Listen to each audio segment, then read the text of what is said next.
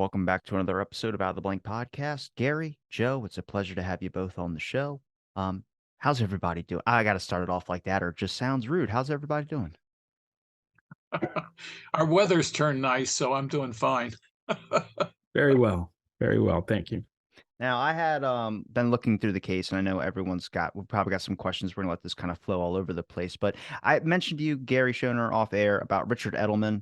I don't know if you remember a whole lot about him, but you had some messages back and forth with Weisberg, and you guys have interesting perspectives, both of you, which I can ask you about, which is Joe Green working with John Judge and other generational researchers, and then you also working with Weisberg and many others that are prominent names that pop up in the assassination. And then me kind of coming in and learning from you guys.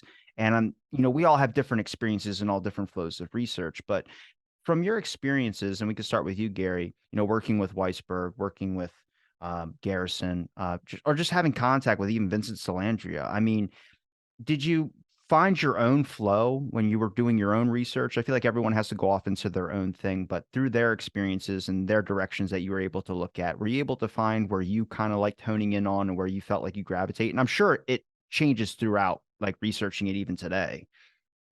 Well, yeah, I think you characterized it correctly. Yeah, different things intrigue you, frankly, or you think different things are important.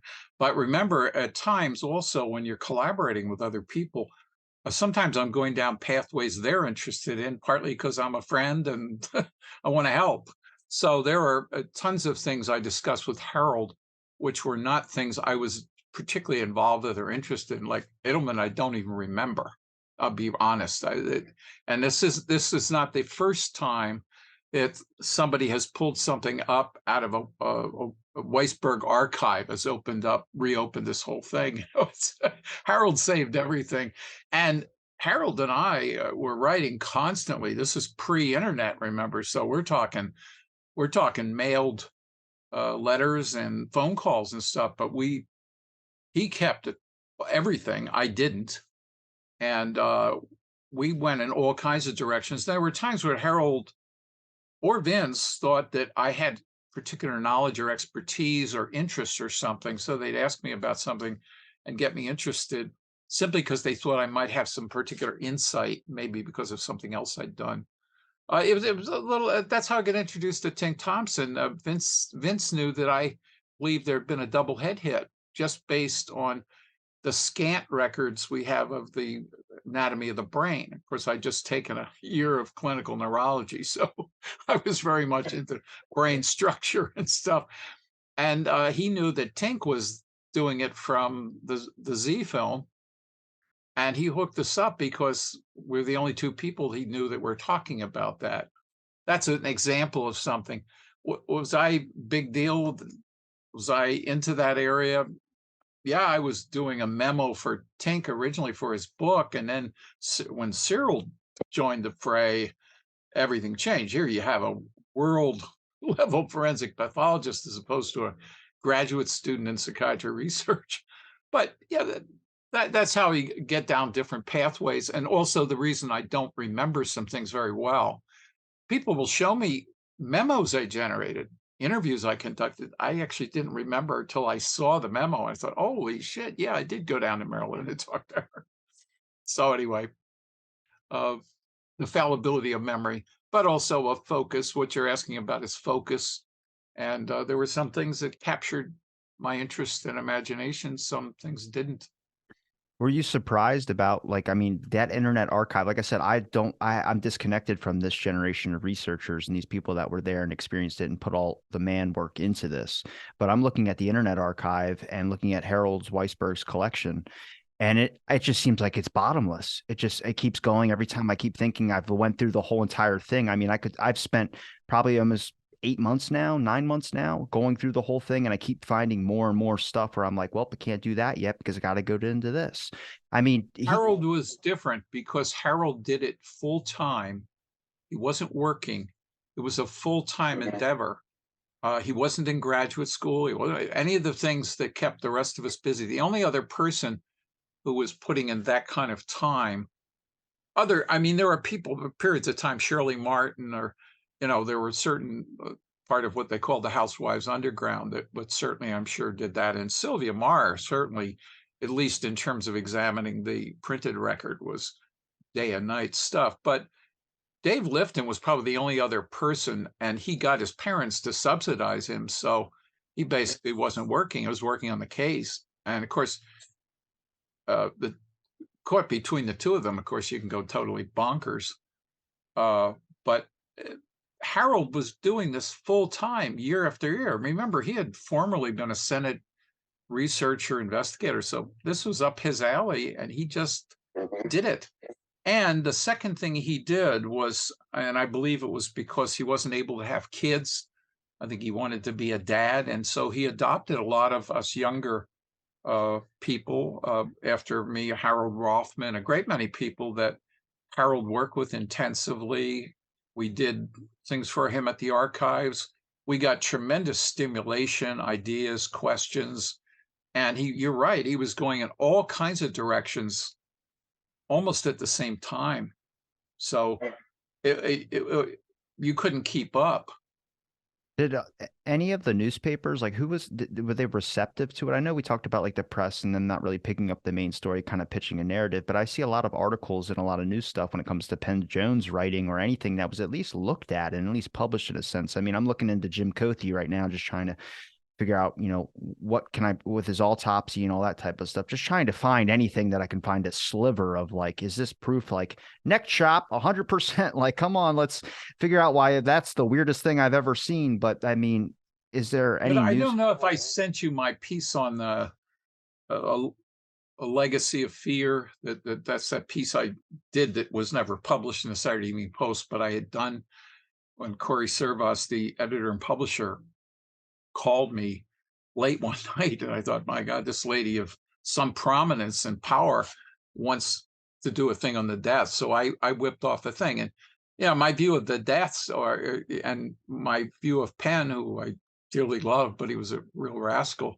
Penn Penn did not differentiate. It's sort of like if you were any way connected with a case and you died, he got it listed, including some that are ridiculous. I'll be real frank. Lee Bauer is a good example. I mean, I have no reason to believe it's anything other than a heart attack or stroke leading to a car.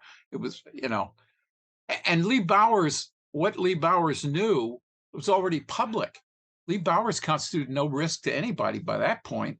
We all knew the story. We know all the details. We knew the only thing you're going to get from Lee Bowers. He's a switch tower operator some distance away, but did make some incredibly interesting observations. We had that. There's no lasting, threat to anybody. So it doesn't make sense. Anyway, but Penn tended to make some of the claims and attracted some attention, given you're talking Midlothian Mirror is a pretty small publication.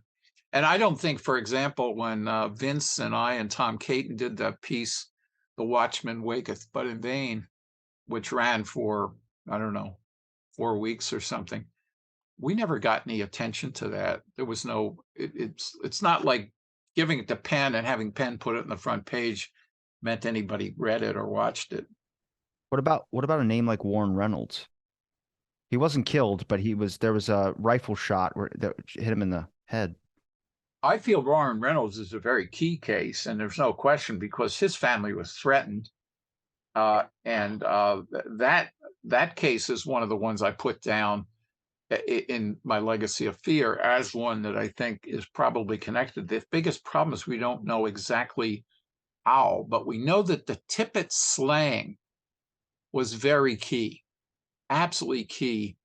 I believe it was designed to lead to Oswald's death, shooting a police officer and then getting in a fight with armed in a darkened theater is a recipe for death in Dallas. It's probably even death in Minneapolis. So, and I think Harold said it well. He said, if the Tippit slang hadn't happened, it would have had to be invented. Remember, that's what Oswald was arrested in connection with. That's all he was asked about, as far as we know, until at least the middle of that evening, from what he yelled at to reporters. So, but why? What was that? What was all that about? I don't think I've heard a theory uh, that strikes me as a good explanation. But I'm absolutely convinced that Warren Reynolds who it was that shot Tippit and the whole story of the Tippit slaying, I think it's a big deal. Do you think if it was orchestrated from above, that you have the Tippit murder gets all the Dallas police on board because Dallas wasn't receptive to Kennedy. So if you have this guy being charged over killing a cop, I think they're going to be more likely to go find this person and they can just tack on the killing of the Kennedy on top of that. Well, the other reality is beyond the I think it was important that Oswald be killed. I'm kind of amazed that he lived as long as he did. Being out of that theater, that should have never happened. I thought he was supposed to die at the theater. It seems like it. I'm certain of it. I'm flabbergasted. I do believe the story of the theater. I believe Oswald went. I believe Oswald called in somewhere and was told what to do.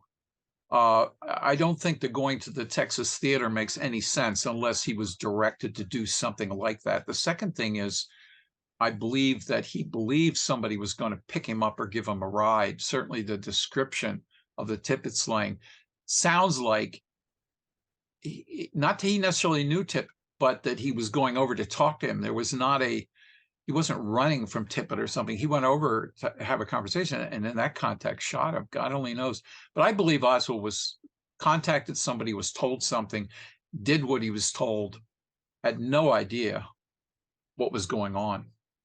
The ticket, Yeah, the and fir- the well, Tippit is the only case that they would have been able to actually convict Oswald of shooting. I mean, they probably would not have been able to do that one either, but that's the only one they had a chance of. And the Dallas police were aware of that fact, that they had essentially no evidence that Oswald killed the president. And Oswald even says, nobody has charged me with that, as you pointed out, because nobody had, because he denied it. And since he denied it and the evidence was all messed up, even at that early point, right? There was even a confusion about the rifle and there was into the documentary record, the wrong rifle was listed. The Tippit shooting is where you can try to nail Oswald, and the police were well aware of that. the And state again, if Tippit was doing something strange, there was no reason to understand why he was where he was. Who the hell sent Tippit there? What's Tippit up to? This idea of stopping him because he looked like anything, that's ludicrous. All you have to do is visit Dallas and see how far away Oak Cliff is and recognize it has no relationship to downtown Dallas. The idea that and secondly, as we know, the description of uh, the shooter was pretty vague, kind of medium height, medium build. I mean, come on. The only thing, the color of the skin was probably the only thing distinctive, that he was believed to be Caucasian. But Well, the official testimony from the person that was in the theater, the ticket booth, when she called the cops, because there was a person that had ducked into the theater, and it was strange because a bunch of cop cars had just drove past. She stated that this person had killed the president, and the person on the other end of the line said, "The person we're looking for killed a cop. Does he fit this description?" Then she described the person, and they said, "That sounds like our guy. We'll be right over." And that's when the police came in and started swarming the theater. So at that point, you can already get Dallas doesn't care about the looking for the killer of the president. They're there for the killing of a cop now. yeah, also the confluence of all those police cars, it's very interesting. There was a guy, I'm blocking on his name, who took photographs of the crowd outside the Texas Theater. Very good photos. He was a professional photographer. I'm blocking on his name. When I contacted him, he was in the Panama Canal Zone and was pretty helpful. He said that uh, that the idea that this person killed the president or something like that, he believes somebody shouted that out actually in the crowd. But he said it was a very large crowd, which attracted him and a ton of police cars. Nobody knew what the hell was going on, but some kind of action. But kind of blocking on his name, but it didn't prove anything. But I was curious what was going on around there to have so many people. And it may just be the confluence of all those cop cars. Well, Joe McBride listened to the audio tapes, and he pointed out that when it's noted that the president was shot, There's very little activity. And then when it's announced that the police officer shot, all of a sudden there's a flurry of activity, and the Dallas police is suddenly very interested, and there's all kinds of stuff going on. And when he interviewed, oh my God, I can't think of the man in the white hat. I just blanked on his name, Oh, which actually I talked to him too. Jack Rebel? No. The man in the white hat that's standing there with Oswald Lavelle, when he's actually shot by Jack Ruby. it's what it's. Yeah, Jim Lavelle. Jim Lavelle. So Jim Lavelle said something actually very shocking to Joe McBride, but he said that basically that nobody cared about the fact that Kennedy was killed in the Dallas police, which makes sense. But having one of their own killed, all of a sudden there's all of this energy and activity that comes about because of that. You know, and to add to that, which makes a lot of sense, the cops don't see themselves as dealing with political assassinations. That's not the kind of thing they ever deal with. But the killing of a police officer or the killing of an average citizen, so ironically, that's in their wheelhouse. Yeah. Although there was a lot of stuff that, I mean, when I talked to Jim Lavelle way later in 2013, maybe something like that. So it was, and he said that they did not canvass the area of the Tippit shooting. Okay. That is crazy. I used to be a private investigator. So a canvass is standard for any, so when I investigate, it's just what you do. You know, I used to investigate like somebody robbed a pharmacy or something. I'm going to go through the area and ask, hey, did you see these guys? Whatever. That's standard. And in the middle of a day in which the president has been shot, they just decide, not to hell with it. We're not going to do standard police procedure. That's a tip off right there. Well, interesting you say that. When I first heard Mark Lane speak in Ithaca in the fall, the book came out.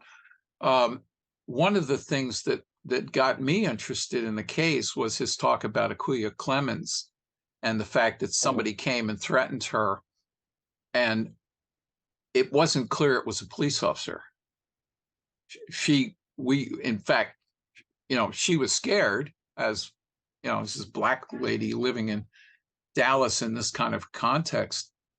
But that was one of the examples of threats to witnesses that Mark threw in his lecture that kind of got me thinking. And I remember a law student sitting next to me leaned over and said, Lane's either lying through his teeth or there's a major conspiracy. I've never forgotten those words. His name was George Alexis. He's deceased now. I tried to look him up, but never forget that. It was because I was there and there were law students, other people listening. And, you know, I certainly didn't know shit from Shinola, as they say. I was studying wildlife management, but George was a law student, so that counted. He said, yep, Lane's either lying through his teeth or there's a major conspiracy. It's interesting And to that me. was the kind of thing that got me thinking. It's interesting to me the fact that the Kennedy assassination is like Oswald's, what he's known for.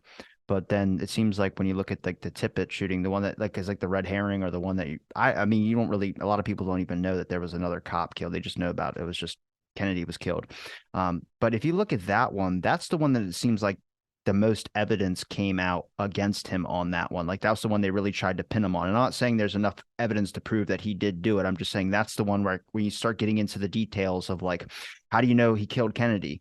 Once you leave the book depository building, they go right to this Tippit scenario. And this Tippit scenario has a bunch of weird stuff that starts popping out of it. I'm still surprised that the person that went over to Tippit, grabbed his gun and put it on the car, and then goes and grabs his radio and starts radioing in. I'm like, is that anything for a civilian to start doing? Like, that's the strangest thing. And then, I mean, Joe McBride, when he was on here, he was talking about how there were two cops, but then one left to go deal with an incident that happened.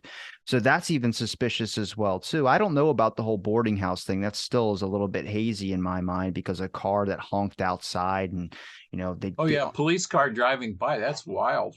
Yeah, but if you look at the statements of the person that was, I guess, out on their porch that also was a witness to the shooting, that also gave a testimony, talked about seeing a kid that was running across her lawn while scattering shells. So you go, okay, Where's the rest of their stuff? That person doesn't have anything else. They only went to Helen Markham, who starts, I think it's Helen Markham, who starts stating a bunch of things about how she had her hands in front of her face screaming as this cop gets shot. I'm like, then how'd you see it?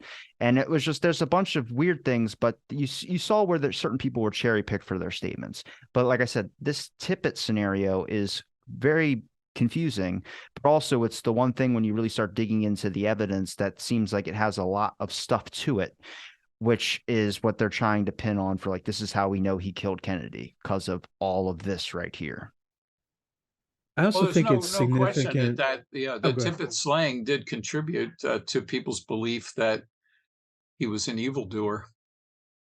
Yeah, sorry, Joe, I didn't mean to.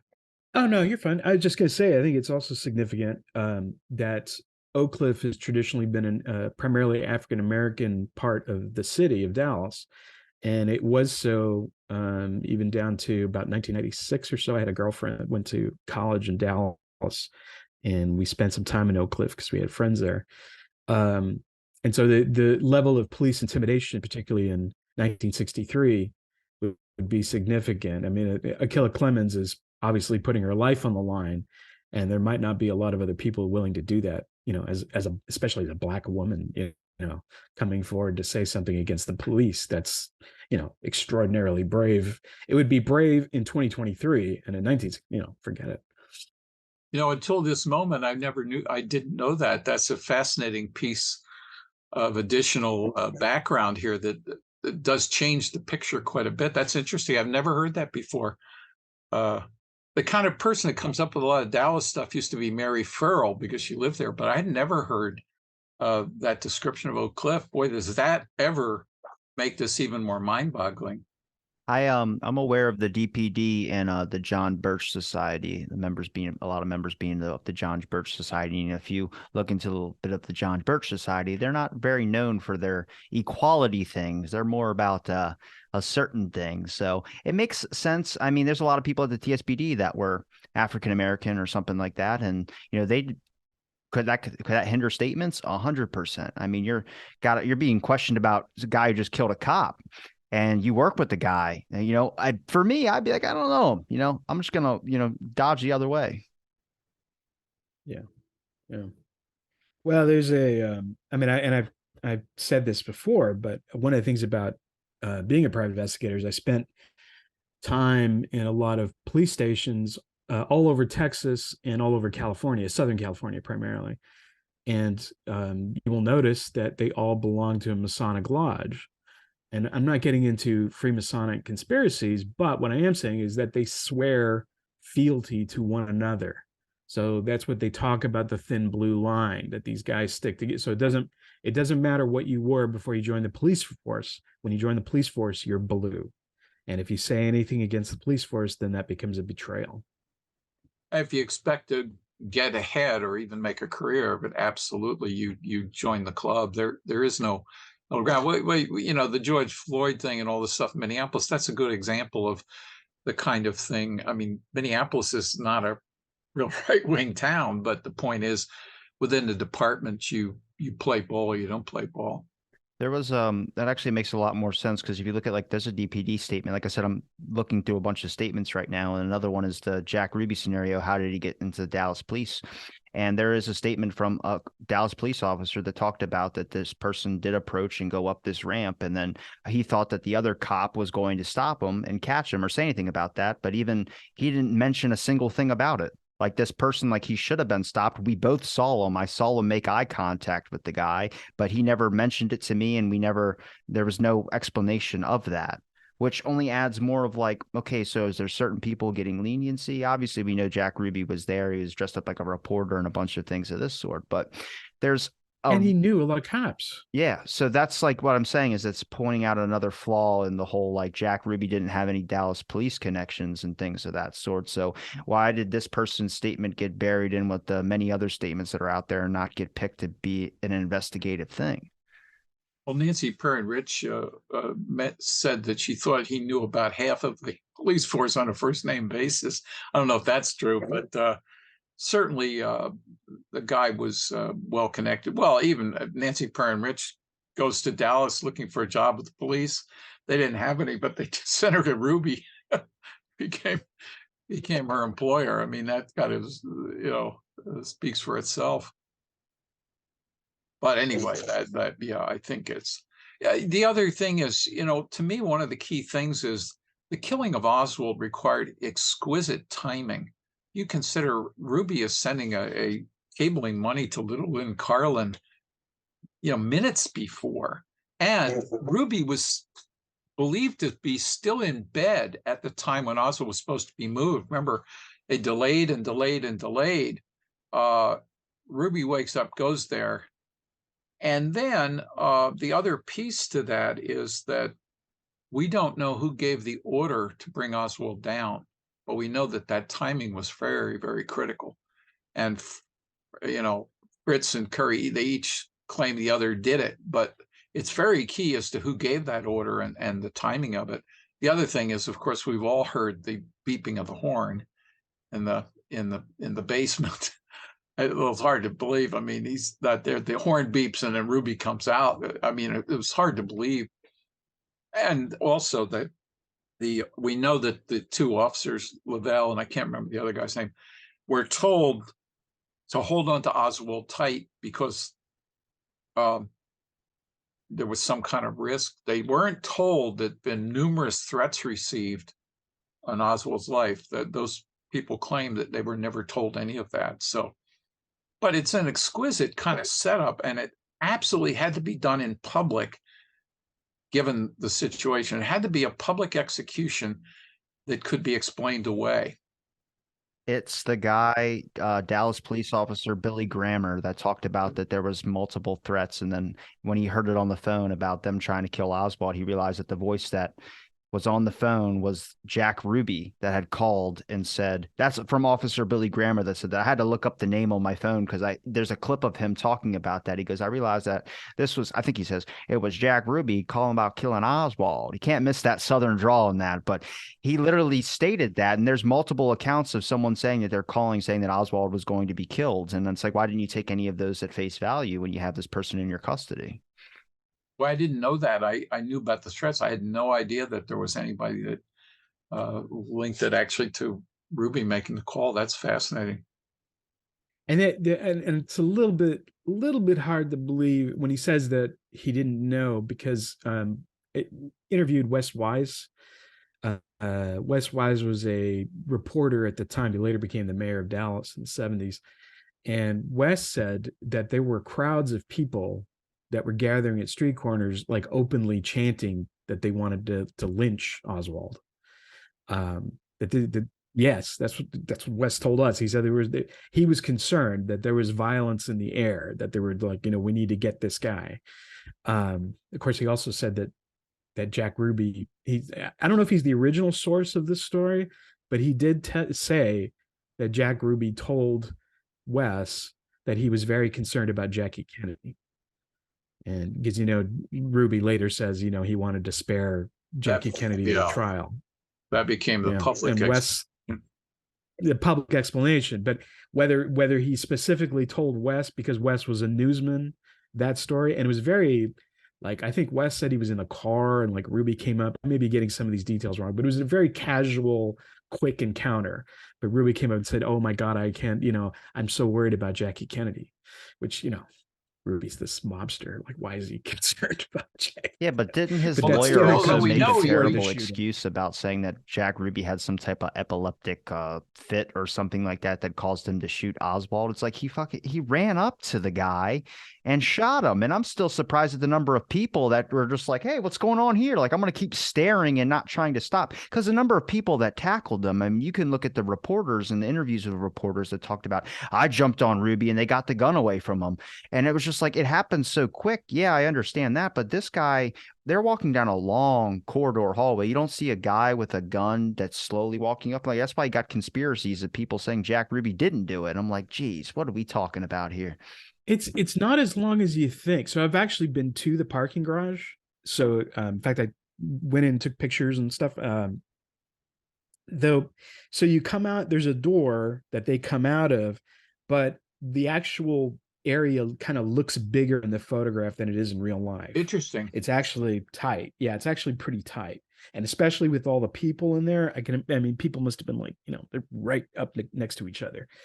Um, I should send you those. I'll send you the photographs. Maybe you can put them up Well, somewhere because that's they're, quite interesting. I've never been there, but that underlines even more the notion that there was exquisite timing required to make this happen. Um, interesting. Harold Weisberg had at one point got off on a thing that the guy uh, whose actions also resulted in Oswald's death was a fifth-year medical student, Bieberdorf, who was in the ambulance, and he didn't get very quick attention. And when he did, Bieberdorf did external cardiac massage, which had the impact of pumping the blood out of Oswald's body. When Oswald was actually, when they finally got him there, I think there was like 3 to 4 liters of blood. Well, the body only has about 4 liters of blood in it. And Harold said that, that they not only didn't have a crackerjack readily available intervener here, but that they had somebody that may have made a huge medical mistake. I certainly think, however, a shot of that caliber in the gut normally kills. Although I had one client who shot himself there and missed everything big and lived to tell about it. Still alive today, but the suicide attempt didn't work. But normally the shot in the gut, there's so many arteries and veins, big vessels. If you get one of them, you just can't stop the loss of blood. But anyway, this is an example of one of the thousands of little side trips you can take in this case. Obviously, Ruby shooting Oswald was the real deal. That's the most suspicious one, and you at mentioned least. earlier about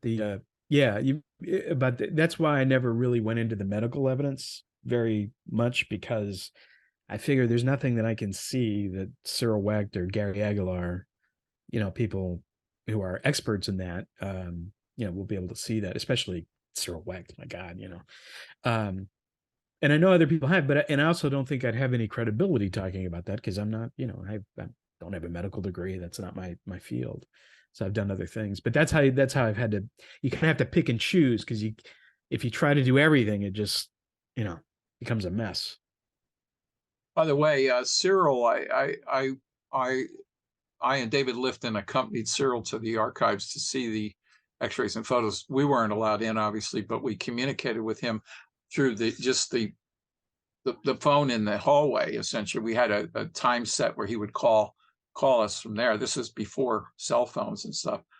And I'll never forget his initial response to seeing them was, he said he was pissed at his colleagues, Fisher and others. He said, they said you can see the wound in the throat. He said, that's bullshit. All you can see is a tracheostomy scar. You have to be told that it was cut through the wound. They're not clear. You can't clearly see it. They just plain lied about the clarity of it. But he went through a whole series of things. And then when he got to the head, and David had prepared a really neat idea. He took cellophane overlays and put hatch marks on it so you could actually map where fragments were. Cyril said he looked at the brain, and this is after saying, I should tell you, you need a question documents expert, because I don't know that was Kennedy's brain. But what he saw was a fog of dust-like particles of metal. He said the brain was he said there were some pieces of metal, but he said mainly you had this huge fogged in stuff where he said it was like, he said, I've never seen quite like it, but he said it was, like a mist. Well, if you consider this could have been an exploding shell, mercury fulminate bullet or something like that, that's exactly what you could have. But he had never seen that before. But his initial response was he was shocked, and he was angry at the various pathologists who've been brought in, the Fisher panel and whatever, to do this smooth over work at the end. He just said, this is bullshit. You can't see what they said they could see in the photos. He said, experienced. And but the other piece was that Fisher himself turned out to have been a key person in that part of the later cover-up, in that an assistant attorney general who's not on the record anywhere, named Jaffe, his son was a friend of mine. And the friend attended a thing I gave on this thing, got religion, called his dad, who had been there and was part of the setup of the Fisher thing. And his dad was, they got in an argument on the phone. It was really funny. All of us are sitting there and this fierce argument's going on. And we had no idea that his father had been actually there with the Fisher panel and helps out. He said that Fisher absolutely was convinced, and Fisher was pushing it, and Fisher pushed the other people. He said that actually it was Fisher. So this wasn't just people kowtowing, but he said Fisher really. Now we're never able to really, but I would love to have found out more about Fisher, because he said Fisher absolutely drove that boat, and he said it wasn't even the FBI guys, it was Fisher pushing that line. Anyway, again, one of those thousands of sidelights that causes you to realize if you're doing a film or doing a podcast, you got to stay away from all that stuff. There's too much of it. But if you're talking about later conspiracy, I do believe the thing, if it's vulnerable, it's going to be in some of the cover-up or the later stuff, because some of those people were alive. I think the people who did the shooting are long dead, and were long dead at the time, probably. Now, Joe, I know you had some questions for Gary, if you wanted to ask some of your questions. Well, if you will indulge me, I do, because so one of the things that happens when you're Johnny come lately at this kind of thing, right? I mean, what am I going to do? I was -9 at the time of the Kennedy assassination, right? So I didn't get to meet a lot of folks that I think, including Jim Garrison, he worked with. But I was curious, I met Paris Flamande like in the last 6 months of his life, basically, and we had started to sort of become pen pals, and then he died.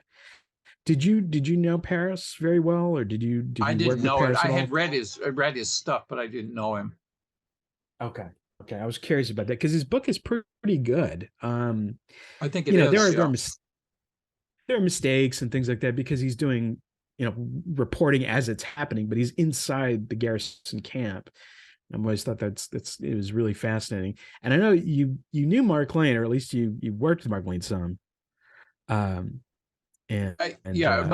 Mark's talk at Ithaca got me interested in the case, and then I got in touch with him later, and that's part of how I got in touch with Vince Salandria. And then Mark came out here to give a talk, and he and I spent some time talking. That was right after he had been to New Orleans, visited with Garrison. So when I wrote an article called on this for Ivory Tower magazine, a little campus magazine at University of Minnesota, I had a section in there where at the very end, where I talked about his enthusiasm about Garrison, so forth. But I didn't really know Mark very well.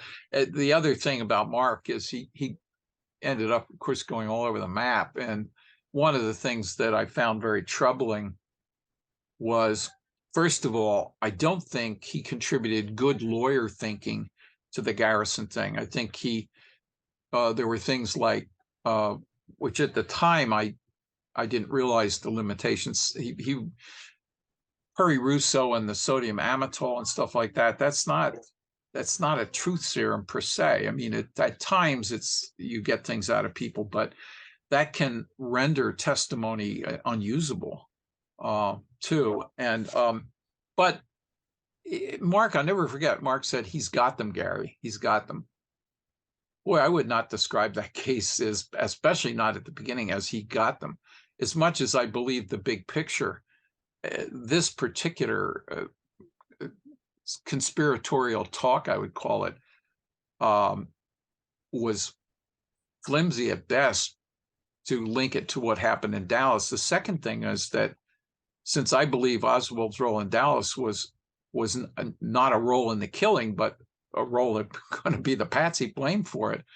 Uh, I look at anything like that as whether it has anything to do with the setup of some kind, but I don't view that as part of what Garrison had to prove, which was that the conspiracy that occurred in New Orleans led to Dallas. And see, that works if you believe and argue that the rifle was taken in that day. That's his link. And as Shaw's lawyers pointed out from the beginning, he said every critic in the world doesn't agree with that. Nobody believes that Oswald carried that weapon in, who's critical of the warrant report, because of the dozen impossibilities there. So well, you leave up to the I statements thought, of the curtain rods entering the book depository building, and that comes from Buell Frazier. But then Buell Frazier's testimony has been flipping back and forth, and he just wrote a new book that changes the whole opinion that he's had before. But then there's a statement on someone on the TSPD that talked about that they didn't see Oswald with a package. But that, again, there's the lack of investigative stuff, which is the issue here, is that anything that would be the conspiracy line was never investigated into, which, like I said, the real thing you can prove on. And I think with a lot of the Kennedy stuff, you just get lost. And I think you end up going down roles where researchers end up doing a little bit more damage at times. It's not their fault. It's just this like the best damn psyops you ever seen, because there is so much out there. But if you look at like what you can prove is the biggest lie, which is that the CIA didn't have a file on Oswald. And then you get into what we know now, which is they did have a file, but you look at the emails they sent back saying we never had a debrief of Oswald, or we never classified this as a debrief. We never had a file on Oswald at 201. Then you find documents saying they pulled their 201 files on Oswald. Of course, they had files on him because he went to another country and tried to defect or tear up his citizenship. So why are they lying then? That's the conspiracy there. And that's something that has not been explained. It just becomes, well, it can be justified because he tried to defect. It's like, okay, that's fine. But that's what I'm trying to do, is trying to find what the maybe another really crazy turnaround would be, or the criticism against the conspiracy thought. But the one thing I can't find that was explained for everybody pulling their files on Oswald and then lying about the file thing. Are you saying a security breach? Well, then what does that mean Oswald was connected to? What was he? You guys said he was a lonely loser. Were you protecting the security thing again? So you see the lying part where there's the mistrust, and that's like that's the vein you need to keep mining for the public to get on the conversation. but here's where the challenge comes in.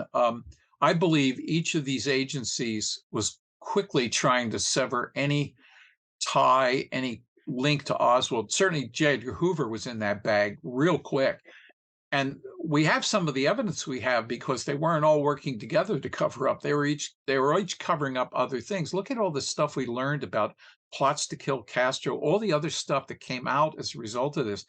They were running to cover up things, including, look at the issue of the bombing of the 16th Street Baptist Church, Louisiana. Here you have the FBI having a tape of the killer in that being identified, J.M. Multier. That was the worst racial crime of the century.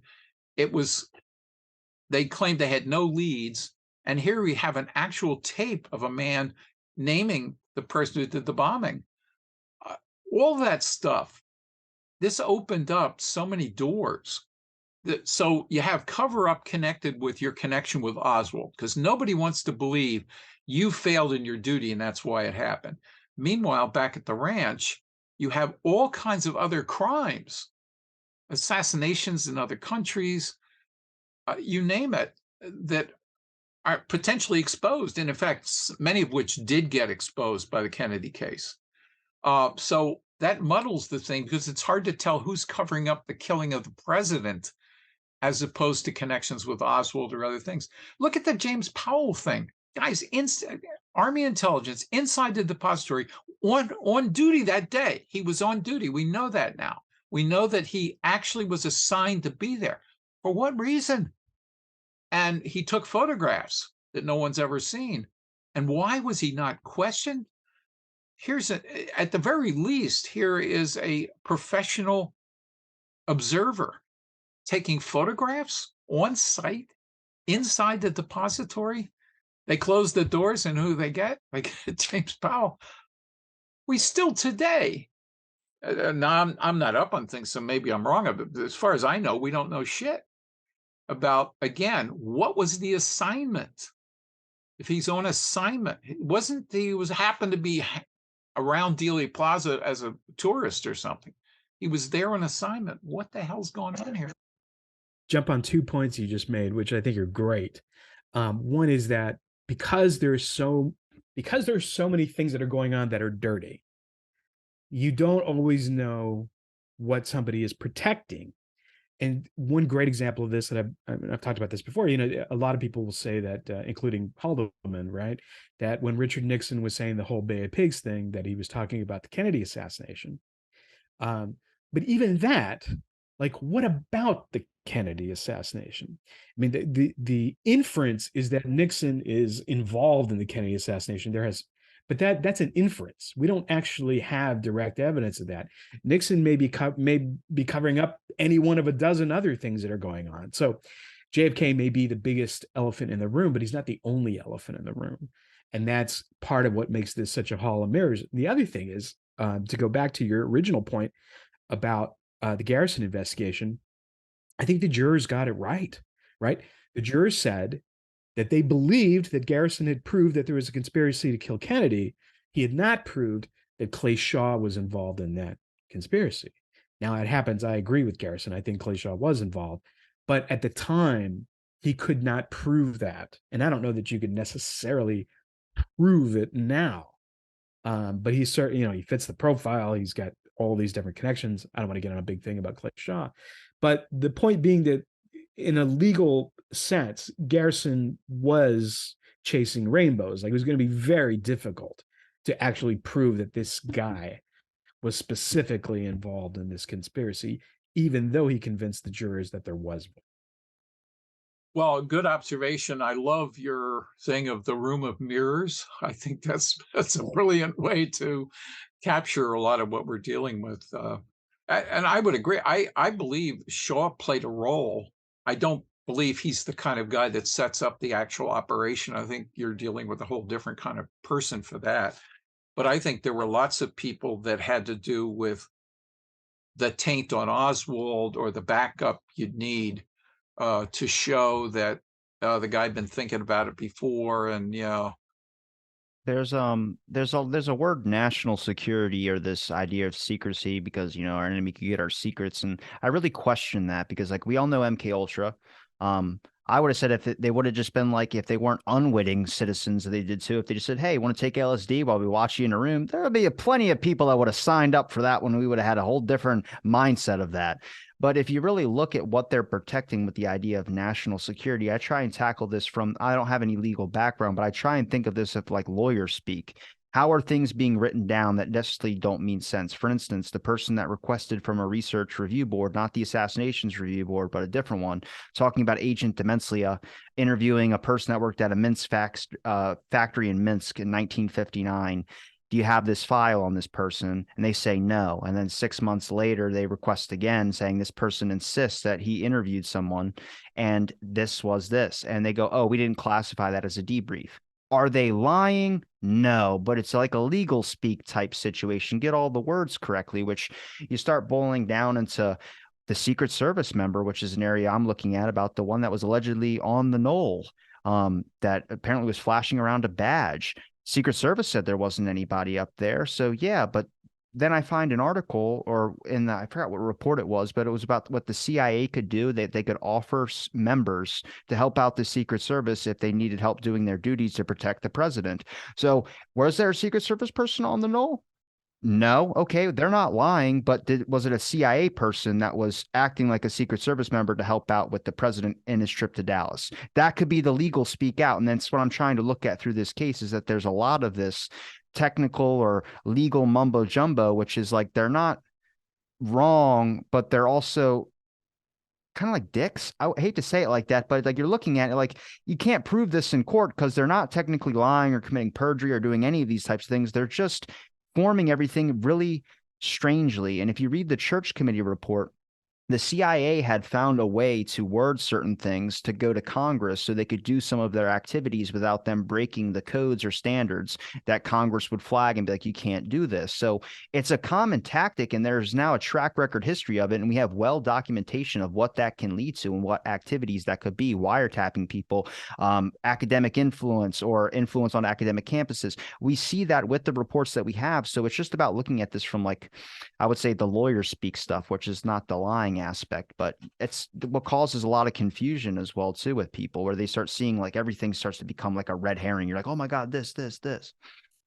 Well, it's a good point. I used to teach contract law for casualty adjusters, and I've worked for lawyers, and I've written, I've been involved in casualty litigation. And one of the things that happens is, you're exactly right, that there is a parsing of words that is not the traditional, the way that people think of traditional meanings of words don't always apply when you're talking about a legal document or an agreed upon definition. And one of the example I like to bring up with people is when Bill Clinton was testifying on television on CNN, and he said that oral sex on the deponent. He very, I always remembered this phrase ever since I was a kid, because it was just like this, what did not qualify as sex, because at the beginning of this process we had agreed that sex was this and this and this and this, and that wasn't in there. So when I said I did not have sex with this woman, I wasn't lying.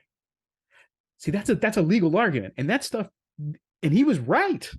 He was correct. He was not lying, because this is what the definition is. And that's the way law is. It's very precise. You have to say, if I'm going to prove this, I have to prove this. I don't think Hillary Clinton gave a damn about the legal speak about it. Right. Yeah. Well, that's Yeah. the point. Yeah, everybody was mad. Yeah. In terms of this national security, though, as we know, it gets invoked with all kinds of ridiculous things. Getting access to documents of myself in the National Archives, or from not National Archives, from various agencies, they were all classified for reasons of national security. And there's a long list of things. One is that the exposure of them would constitute a clear and present danger to the security of the United States. It goes on and on. You read this thing and say, what the hell? Something that I said, or I've talked about, or I've written about. What the hell is this? That you can blank an entire page. The only thing showing is my name in the middle of the page. It's the only thing not blanked out. The page number's blanked out. I mean, I'm thinking, what the hell? This is crazy. And at the time, this is about activities when I was a graduate student. I mean, I'd not. It's before I'd been out of the country. I hadn't served in the armed forces. I mean, there's a whole lot of things that would seem to be. I mean, I'm nothing. How the hell? Clear and present danger, huh? But again, the unfortunate thing is people can evoke that without anybody looking over their shoulder. And, Robbie, you're right about the explanations given. But, and you're right, Joe, about the legalese. But the bottom line is, folks that do the classifying don't need any of that shit. They just declare it. And then how do you take it on or challenge it? You got to know what it's about. Well, it's the illusion And you of don't free. get to do that. It's the illusion of free press. It's the illusion of all this type of stuff that we have, that everyone thinks like, oh, because I filed for a Freedom of Information Act thing and I paid the money, I should be able to get it, right? It's like, well, no, that's when we look at what they're doing. I mean, they can just be like, nope, sorry, we don't have any, we cannot confirm or deny is usually their response on so many things. And I mean, we're lucky we're able to get so much that we have now. But even then, after we had 9/11 and everything, there became this reclassification aspect to some documents that were considered dangerous secrets. And that's a really big issue, because now we get some of the Kennedy stuff that's almost 60 years now. And they're talking about being able to reclassify certain documents and some things that could release that could be potential security threats. And it's like, at this point, if you're talking about sources and methods and protecting your sources and methods, I'd like to know what are those sources and methods, because why the hell are you still doing something from the 60s? I mean, it has to be working great. So I'm really curious, out of what I've learned from them, of what they're protecting. And I've talked to people from the intelligence side that protect the intelligence and patriots of that community. So I've tried to create this balanced perspective, but I'm still very critical on just defining terms. I mean, you leave this open door policy on things, and I run into roadblocks like I do with the Kennedy assassination, where there's a bunch of things that have links to certain things, and I go and click on it, and it says cannot be found. But someone got it in their book or something, and it's not online, which is the biggest danger because there's so much out there that needs to be at least received. And much as the Internet Archive is probably my best resource for Weisberg's collections, the DPD archives on police reports and things, where it's instant access for someone to be able to find and start doing some deep diving on. And there could have been a lot more progress that have been considered if we looked at what the internet would have impacted on maybe 30 years ago, if we would have had it and we would have had this giant burst of information or sources for people to be able to find. I mean, you guys built up a whole knowledge base in your head. I'm lucky to get it recorded so other people can access and listen to some of your thoughts, but a lot of people, their knowledge on all this was like, oh yeah, Oswald did it. Why? Because for the fame. Well, then just bring up, why did he claim he was a patsy? Like, that just doesn't make sense for the fame aspect of things. And then they start looking up things and seeing how many different ideas are out there, which it can consume them and you can back out from it. But it's really important that the amount of work that you guys have done, the also being able to interview and question and be friends with some of these researchers, for me at least, it's always been an honor to speak with you guys every time I have you guys on my show. I appreciate the time. I'm not ending the conversation. I'm just saying it for me, like I said, I'm the fourth, whatever, fifth generation researcher that's coming in. So just because my thought process is different than maybe how you guys did your research and things of that sort, but I'm a combination of all the people I've been able to talk to and understand. And God, dude, if this isn't like one of the most fascinating stories, man, I agree with John Orr where he says it's got criminals, it's got government conspiracy, it's got all these types of things rolled up into one little beautiful story. But when does that payoff happen? When do we get the final answers, or we get finally a disclosure and a full say on everything? And that's what the danger is. I mean, I don't know. It's up to them to release documents. And even then, are we going to have the ones that we are going to link us through to get an answer? I feel like they destroyed those long ago. Yeah, I doubt seriously that I think the stuff that got revealed had to do with the fact that people didn't realize it could lead somewhere. Again, the most brilliant thing that Harold did was my first archives run. Harold wanted me to hit the GAI files, the general administrative files. And I thought, what the hell for? It's not any of the stuff we're looking at.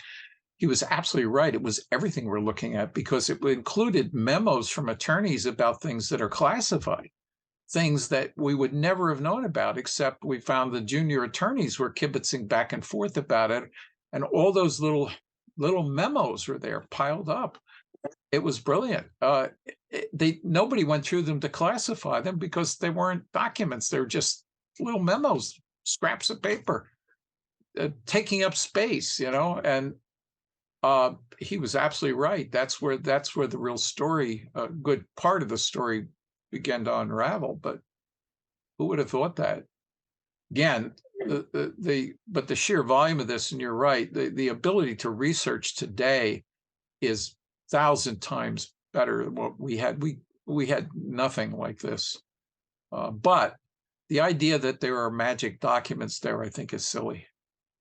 In all honesty, I think what there may be is documents that would give you other pieces of the puzzle, but not the big story. And I think that the chances to get at any part of the big story ended with, unfortunately, I think, the passage of time. And I believe in terms of the deaths of individuals, I'm not talking about suspicious deaths. Most of them, people just died of old age. But the reality is that the ability to put on the spot the people about the intelligence part of this, that's when the congressional investigation bogged down. That's when it got shut down. That's when, according to Henry Gonzalez, the Black Caucus was approached and told that a whole bunch of shit was going to come out on King if they continued working. But that was right at the time when they were getting in on the intelligence stuff. That's the only group that could have put any of those people on the witness stand, put them on the spot. Even to know what was going on with Air Force One and the cabinet plane and all those things that Vince and I speculated about, but all we could show was the big picture. But we we never could pull together who was running the show exactly.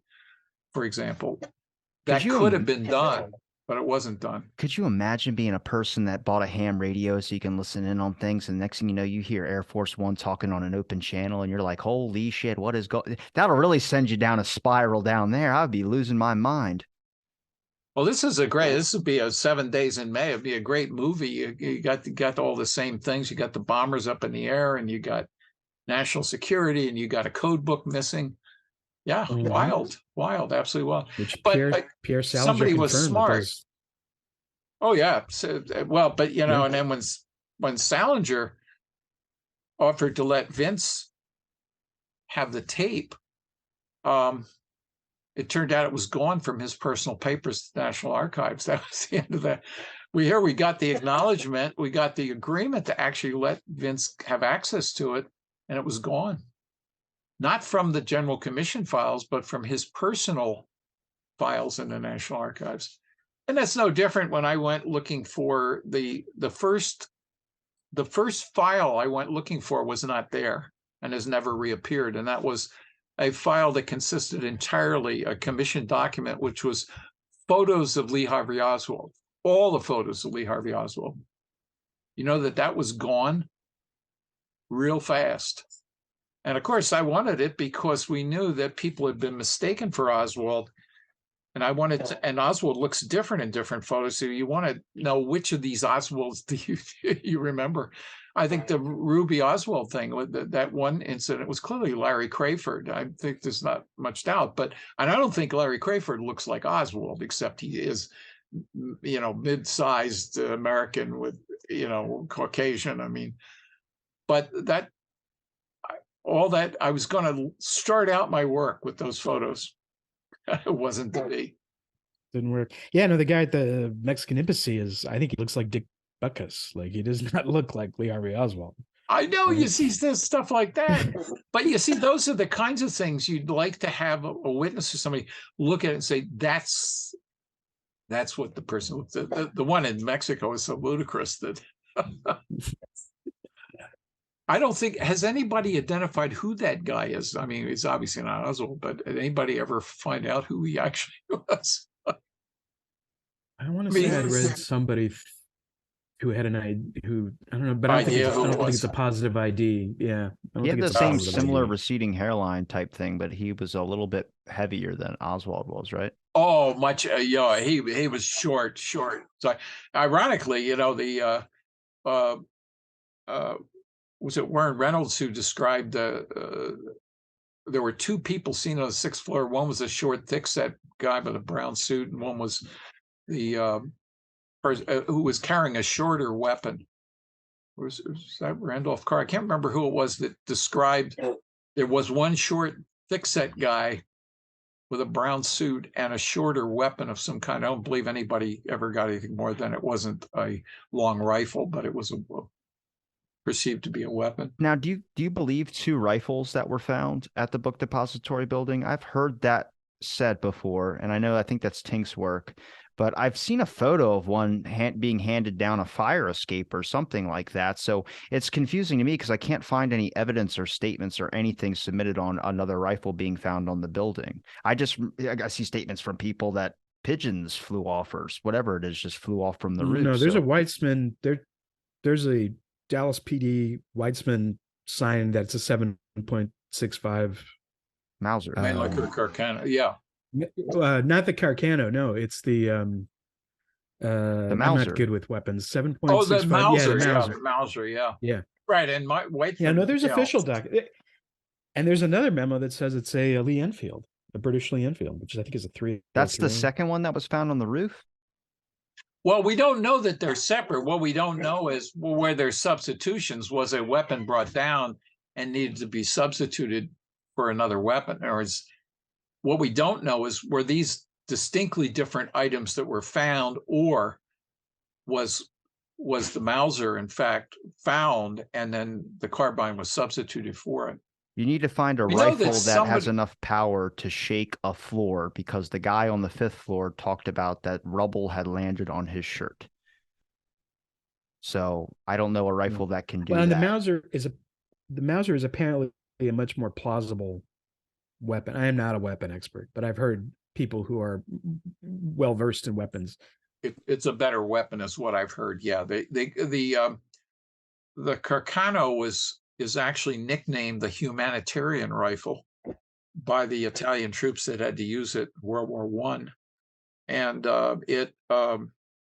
it's a piece of shit, basically. Well, you got to remember, if we had any doubts about that particular one, the FBI tested it and found it couldn't shoot straight, and they had to alter the scope because all the shots were high and to the right, uh, and they also had to oil it so it would would you this so they found the thing as a piece of junk. The scope cost a lot, 11.95, and the rifle was 9.95. The scope costs more than a rifle, and they then had to oil the mechanism so it would work. And they then, when they test fired it, put it in the vise and stuff, it didn't shoot straight. So they then, and what's the big debate? Was it 3 or 4 metal shims that they had to use to fix it? Come on. That's how fucked up this is, really, though. Think about it. I mean, Well, they were debating. another issue that was trending is because someone had posted up on one of these forums about that there's a document that talked about Italian carbines being shipped, and it was to go to Cuba because it was supposed to arm some of the civilians there to try and stir up stuff against to overthrow Castro or whatever, just attempts to minimize Castro, basically. Um, and I'd seen that document before too, but someone had mentioned it being in the 23 release or the newest release. And I said, no, this is stuff from 2018. And that's what I'm seeing with a lot of this 23 release. I only know this because I'm in the documents right now, looking back at what everyone had already looked at years ago. So I'm seeing things and I go, this is a duplicate. This is a duplicate. This is the same thing. Maybe one name is scratched and different, but it's like the illusion of like, we just released 3,000 documents to you guys. I'm like, no, you released maybe 20 good ones. And the rest of them are stuff I've seen from 2017 or 2018 and then so on. So like this idea that they're being open and willing to keep budging and moving and keep releasing not only creates hope with people that are interested in the assassination, but it's this illusion of we're giving you answers. I don't see anything that's really relatively new. I mean, the most stuff is JMWay related, and I can even be like, I mean, yeah, this is interesting stuff, but we have testimonies and statements that are still blacked out with names that have long been deceased. So I'm wondering why you're covering them up. And so many of these things are going to remain that way. One of the deaths I wrote about, Gary Underhill, ironically, his nephew is a forensic psychologist who I ran into professionally on the internet. And I wanted to be cautious about, and I found a way to throw it in without causing explosion. And he's, oh, yes, Uncle. Yeah, Uncle Gary. Yeah, he's off on all kinds of stuff. I couldn't get him to. It was relatively clear that the family was not questioning the suicide, or at least, I mean, and there was no way I could make the conversation go forward. But I still believe that there were serious questions raised about his death, and he is one of the people who is on record as having told people that he knew something about the case. And the other piece was that he had said that Kennedy was killed by gun runners, which seemed like a ridiculous statement at the time, except Iran-Contra came along, and all of a sudden gun runners, fairly central activity that involves the CIA and certain military folks and lots of money. And all of a sudden that wasn't totally out of left field. But again, that's an old death. I mean, was the workup done right? Was it really true that he shot himself with his non-dominant hand? I mean, those are all kinds of things that could have been looked at, but you have to have somebody in the family want to be doing it. And, I guess he was a Pentagon consultant. He was involved in all kinds of stuff, but the rest of the family wasn't in on that stuff. They just knew he was involved in some kind of intrigue. And here I was. I thought, well, here I've lucked on. wasn't able to do anything with it. there wasn't a door there without, me getting into a fight with someone in my field senselessly. I'm telling him, "Gee, aren't you worried that your uncle was killed as opposed to killed himself?" Do you think there's more of a well, about to say, do you think there's more of a fear of censorship from like government and fear from that aspect, or do you think now this is a lot of self-censorship as well too? I mean, professionally speaking, I know a lot of people believe that publicly they spoke out about like, yes, the Kennedy assassination is they believe conspiracy. And I think there was a recent poll about that, and it's still 73% or 74% of people believe that there was a conspiracy. Um, but I've started noticing, digging through like a lot of my like my grandmom's stuff. She almost married a Secret Service agent to JFK. She was very interested in it, but I never heard a single peep about this, or we probably would have had made me feel less of a freak for being interested in it. But I was like, holy crap, yeah. But not everyone's willing to openly talk about it. So I'm wondering how many people have built up profiles behind closed doors and have never just talked about it. I mean, I take an anonymous poll, I bet you'll have a different answer of things. But I'm just looking at like when you look at like how many people have been just not worried about it because they're self-censoring because they know how this topic is stigmatized as conspiracy. Now I'm seeing a lot more of that self-censorship thing when people tell me that like I talk about things I shouldn't be talking about. And I'm like, oh, well, I'm not educated on them. I'm trying to figure it out. And they go, no, they're just topics that we stay away from. And I'm like, well, that's the point of conversation is to kind of talk about these things. And this is how things last so long. I totally agree with what you just said, every word. I mean, I think that is, in fact, the challenge. And it's sort of like, why complicate life? Why complicate things? And these days, being a conspiracy theorist has a much more negative connotation than it did back when we started. Uh, there was there was nowhere near the labeling here that you get put in a whole class of people. Um, that most of us wouldn't consider ourselves part of. So I It's a great point, and it leads to I don't think I'd mentioned this before, but I'm going to be quoted in the New York Times apparently fairly soon. A young woman had contacted me last year who was doing her doctoral work at King's College and doing a series of articles for the London Guardian about conspiracy, about Trump and Brexit. And I think it's primarily about the negative impact of conspiracies. But the one thing that I liked is that my latest book, it's called Tinfoil Hat Not Included, is about the concept of conspiracy and the distinction between a real world conspiracy like the JFK conspiracy and a not real world conspiracy that JFK Jr. is still alive and or that lizards are running around or whatever.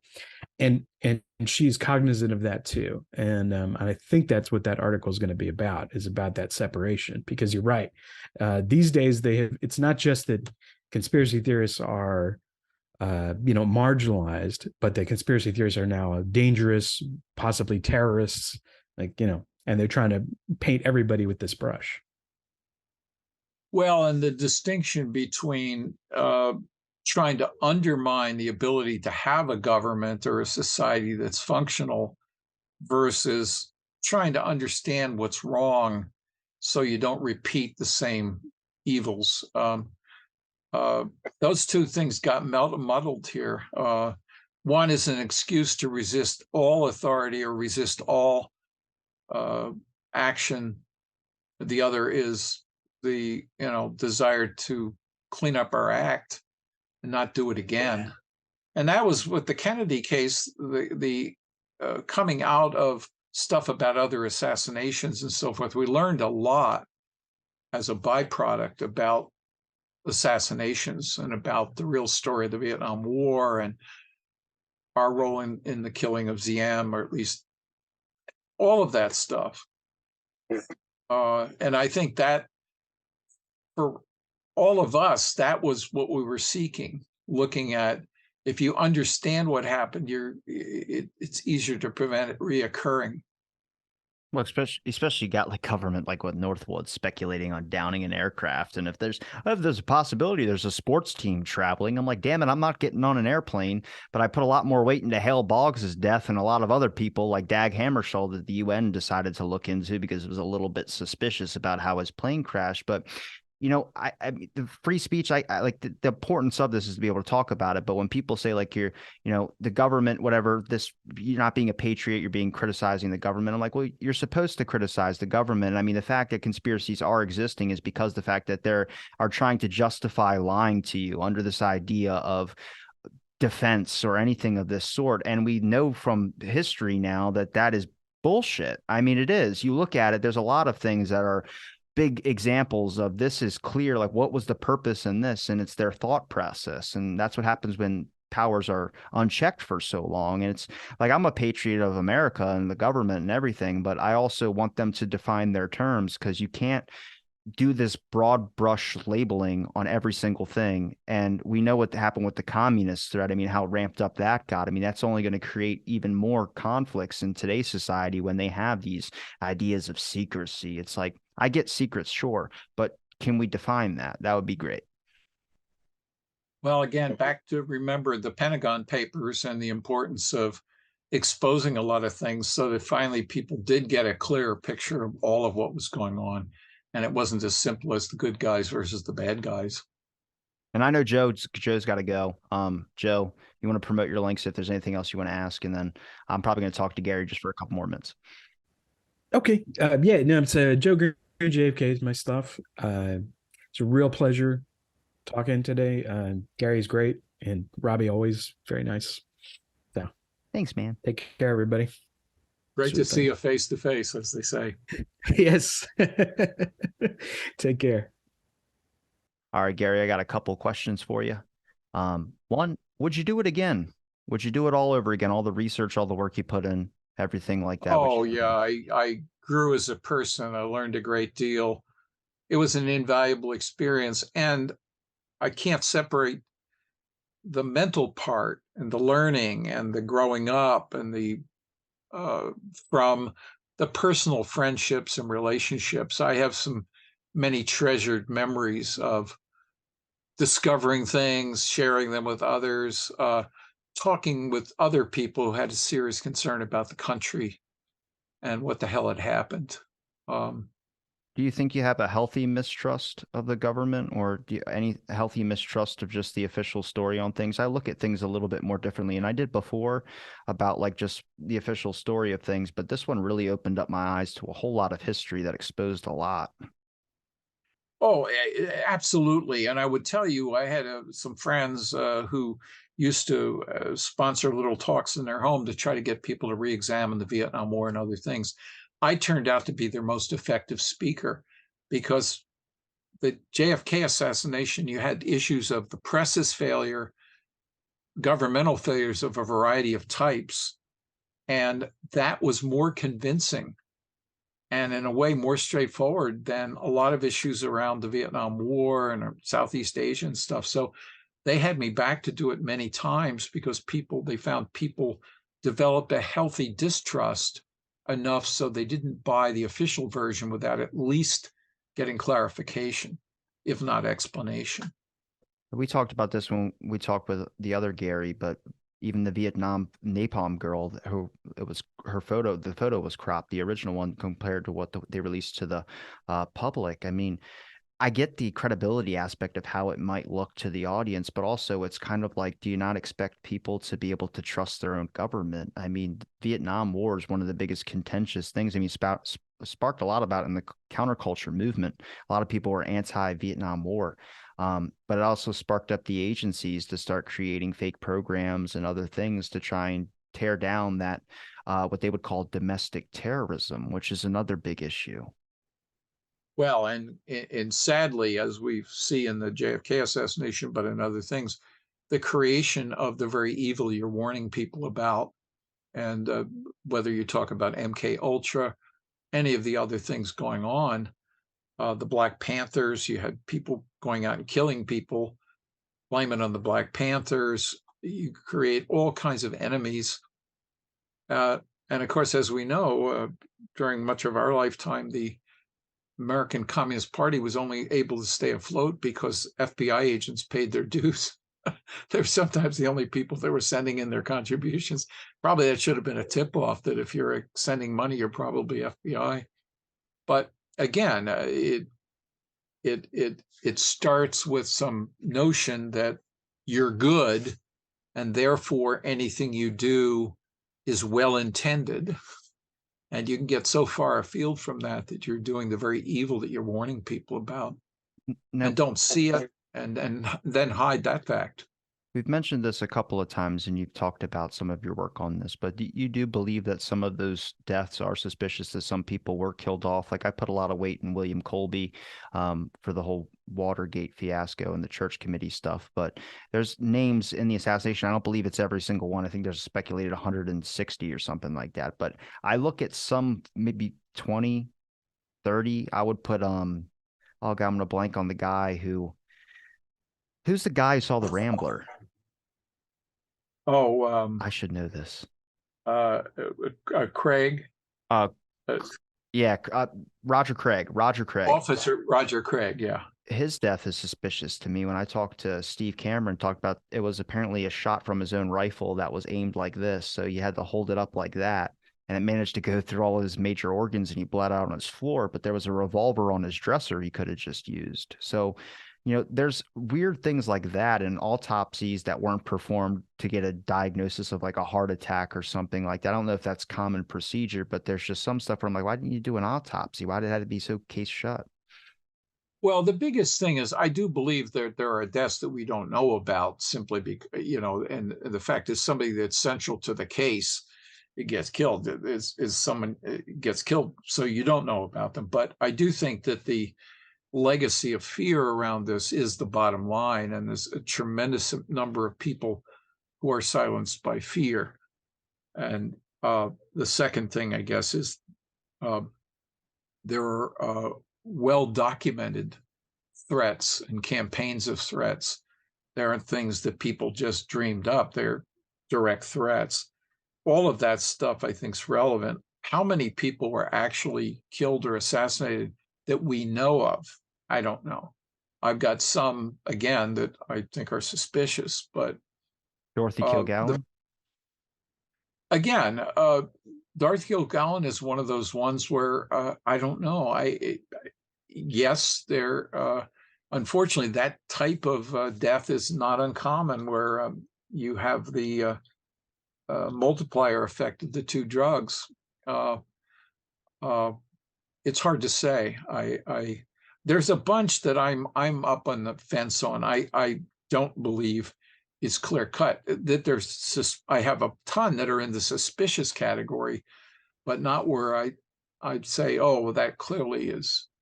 Even the David Furry and other things. I mean, uh,